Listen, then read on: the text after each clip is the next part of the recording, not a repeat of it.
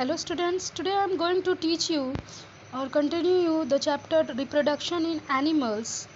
आज मैं बच्चों आपको ये इस चैप्टर का वर्ड मीनिंग एक्सप्लेन करने वाली हूँ और कुछ important points that you have to listen it very carefully। Okay children, the name of the lesson is reproduction in animals। बच्चों इस लेसन में हमने जाना था कि किस प्रकार जानवर जो है रिप्रोडक्शन के प्रक्रिया द्वारा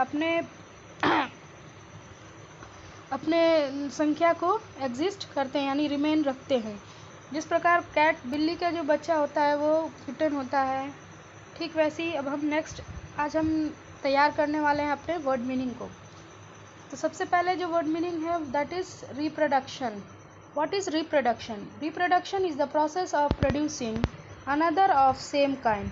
यानी रिप्रोडक्शन वो प्रक्रिया है जिसके द्वारा कोई भी लिविंग ऑर्गेनिज्म अपने ही जैसा उत्पन्न करता है।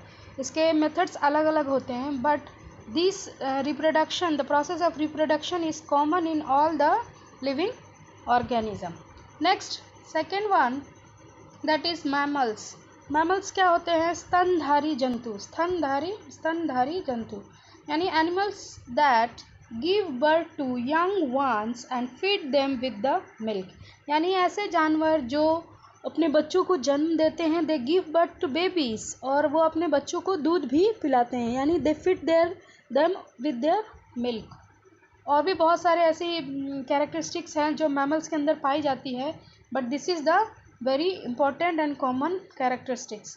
Next third one embryo. What is embryo? The growing चिक। यानी जो भ्रूण होता है, यानी अंडे के अंदर जो भ्रूण होता है उसे हम कहते हैं ग्रोइंग चिक, एम्ब्रियो। यानी जो जैसे बेबी प्लांट के सीड के अंदर बेबी प्लांट होता है ना, ठीक वैसे ही अंडे के अंदर भी जो पार्ट होता है वो धीरे धीरे चूजे में कन्वर्ट होता है, उसी पार्ट को कहते हैं embryo. Next fourth one is albumen. Albumen white part of the egg. बच्चों आपने अंडा देखा है ना? सबसे पहले तो अंडा जो होता है ऊपर एक शेल होता है, इसके शेल, फिर उसके बीच में वाइट वाला जो पार्ट होता है उसे हम कहते हैं एल्ब्यूमेन, और उसके अंदर जो बीच वाला जो भाग होता है सबसे, उसे हम कहते हैं yolk. Okay, next yolk. Yellow part of the egg is called yolk. Then last one is moulting. Moulting यानी कि शेडिंग ऑफ ओल्ड स्किन और शेल। यानी जब इंसेक्ट्स का जो लाइफ साइकिल चलता है उसमें एक स्टेज वो भी आता है कि जब वो अपने स्किन को शेड कर देते, यानी उसके ऊपर जो चमड़ी होती है उसे वो शेड करके उसमें से पंख निकल जाते हैं, पैर निकल जाते हैं। तो this process is called moulting, shedding of old skin और शेल। यानी पुराने स्किन को छोड़ना या शेल को छोड़ना मिल्टिंग कहलाता है। Then next we move on the something very important, that is the animals which reproduce by giving birth to young ones are called mammals. यानी ऐसे जानवर जो बच्चों को जन्म देते हैं, ऐसे जानवर मैमल्स कहलाते हैं, जिसे हम कहते हैं स्तनधारी जंतु। For example cow, lion, horse, elephant etcetera.